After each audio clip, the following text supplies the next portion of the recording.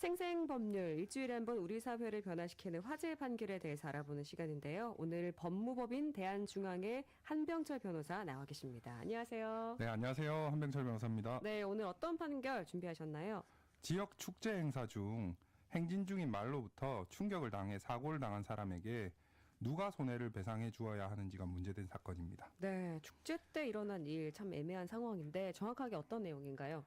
네, A씨는 전라북도 D군의 지역 축제 개막식 중 퍼레이드 행사를 구경하고 있었습니다. 네. 이 사건 행사는 스포츠파크에 설치된 개막식 무대와 관객 사이의 약 10m 너비의 길을 농악대, 여러 읍면 대표 등이 행진하는 것이고 그중 기수가 탄 말이 행진하는 내용이 포함되어 있었는데요.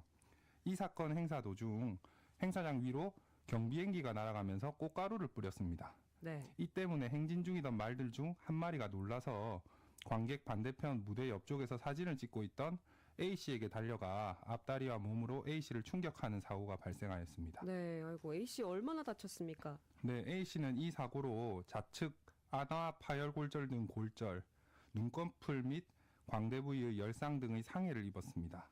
네. 또한 이로 인해 하나의 물체가 둘러 보이는 증상인 복시 증상과 뼈가 제대로 붙지 않는 증상도 발생하였습니다. 네, 상당히 많이 다쳤네요. A씨가 그래서 이 많이 다친 사건이었기 때문에 손해배상 문제까지 소송까지 가게 된 상황이네요. 네, 맞습니다. A씨는 이 사건 축제의 주요 행사에 대하여 대행 용역 계약을 체결하였던 비유한 회사, 이 사건 축제의 자기 소유의 말과 소속 학생, 교수를 기수 및 인솔자로 제공하였던 C 학교 법인, 그리고 이 사건 축제를 주최한 D군을 피고들로 하여 손해배상을 청구하는 소를 제기하였습니다. 네.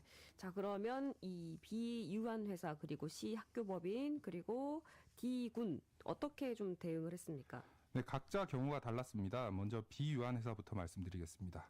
비유한 회사는 이 사건 행사의 준비 및 진행 전반을 담당하고 있었습니다. 네. 법원은 비유한 회사는 이 사건 행사 중 경비행기가 날면서 꽃가루를 뿌리는 등의 큰 소음이나 갑작스러운 환경 변화가 있을 경우 행진 중인 말이 돌발 행동을 할 수 있을 것을 충분히 예상할 수 있었음에도 행사장에 충분한 안전시설이나 안전요원을 배치하지 않고 그대로 행사를 진행하였기 때문에 과실이 있다고 볼 수 있고, 이러한 과실 때문에 이 사건 사고가 발생한 것이므로 비유한 회사는 A씨가 입은 손해를 배상할 책임이 있다고 판단하였습니다. 네. 판결문을 보면 비유한 회사는 손해배상 책임을 진다는 점에 대해서도 크게 다투지 않았던 것으로 보입니다. 네. 실제 용역을 체결하고 이게 행사를 진행한 주체이기 때문에 당연히 책임을 져야 한다는 건데, 그렇다면 C 학교법인은 어떤가요? 네, C 학교법인은 행사를 직접 주최하거나 진행했던 것은 아니었는데요. 동물의 점유자의 책임에 따라 손해배상 책임을 부담하는지가 문제되었습니다. 네. 동물의 점유자의 책임 말씀하셨는데 이건 어떤 건가요? 네, 민법 제759조 제1항은 동물의 점유자는 그 동물이 타인에게 가한 손해를 배상할 책임이 있다고 규정하고 있습니다. 네. 법원은 이 사건 행사 당시 C 학교법인 소속 학생과 교수가 말의 기수 또는 인솔자로 말을 통제하며 함께 행진한 점을 고려할 때 이 사건 사고 당시 말을 사실상 지배한 주체는 C 학교법인이라 봄이 타당하고, 따라서 특별한 사정이 없는 한 A씨에게 직접 물리력을 가하여 상해를 입힌 말의 점유자인 C 학교법인은 민법 제759조에 따라 A씨가 입은 손해를 배상할 책임이 있다고 하였습니다. 네. 자, 그러면 이 C 학교법인도 아까 비유한 회사처럼 책임이 있다라고 스스로 인정을 했습니까? 네, 아닙니다. C 학교법인은 행사 전에 말에게 진정제를 투여하였고, C 학교법인 소속 학생들과 교수는 자신들이 행진할 때 경비행기가 꽃가루를 날리는 공연이 예정되어 있었던 사실을 몰랐다고 하면서 상당한 주의 의무를 다하였기 때문에 손해배상 책임이 없다고 다투었고, 그래서 C 학교법인이 필요한 주의 의무를 다하였는지가 문제되었습니다. 네. 자, 그렇다면 법원이 최종 어떻게 판단을 내렸습니까? 네, 법원은 C 학교법인이 책임을 져야 된다고 판단했는데요. 네. 이 사건 축제의 성격상 갑작스러운 소음이나 급격한 환경 변화와 같은 돌발 상황은 행사 계획과 다르게 발생할 수도 있고, 말은 그러한 소음이나 환경 변화에 민감한 동물인 점, 당시 돌발 행동을 한 말들 중 한 마리는 관련자가 고삐를 잡아 진정된 반면에 A씨를 충격한 말은 인솔자가 고삐를 잡지 못하였는데, A씨를 충격하고 말을 인솔하던 학생이 고삐를 잡았다거나 그 말을 기수가 말을 A씨 쪽이 아닌 다른 방향으로 유도하는 등의 적절한 조치를 취했다면 이 사건 사고가 일어나지 않았을 가능성이 있는 점 등에 네. 비추어 볼 때 C학교법인이 주장하는 사실만으로는 C학교법인이 이 사건 사고 방지를 위하여 상당한 주의를 다하였다는 점을 인정하기 어렵다고 하여 C학교법인도 A씨에게 손해배상 책임을 져야 한다고 판단했습니다. 네. 그리고 마지막으로 D군에 대해서는 어떤 판결을 내려졌습니까? 네, D군의 경우는 사용자 책임이 문제되었습니다. 네. 사용자 책임이라는 거는 어떤 건가요? 네, 민법 제756조 제1항은 타인을 사용하여 어느 사무에 종사하게 한 자는 피용자가 그 사무 집행에 관하여 제3자에게 가한 손해를 배상할 책임이 있다고 규정하고 있습니다.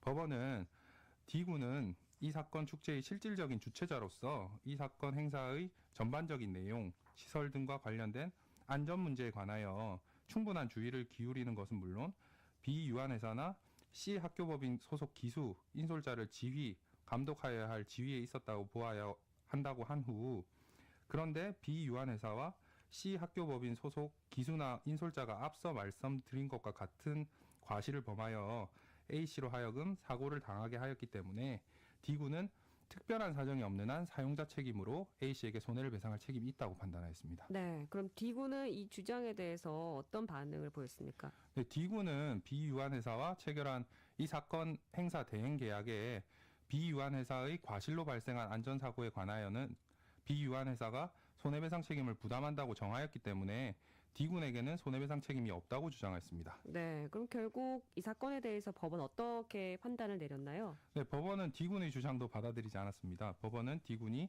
주장하는 계약 내용은 D군과 비유한회사 사이의 내부적인 손해배상 책임 분담에 관한 약정에 불과하기 때문에 이를 근거로 A씨에 대한 D군의 손해배상 책임이 부정될 수 없다고 판단하였습니다. 네, 결국에는 비유한회사 학교법인 또 D군 모두 뭐 손해배상 책임 인정된 상황인데, 근데 이 손해배상 사건에서 이 피해자한테도 일부 책임이 있다고 해서 이런 게 좀 제한되기도 하잖아요. 이 사건 같은 경우는 어떤가요?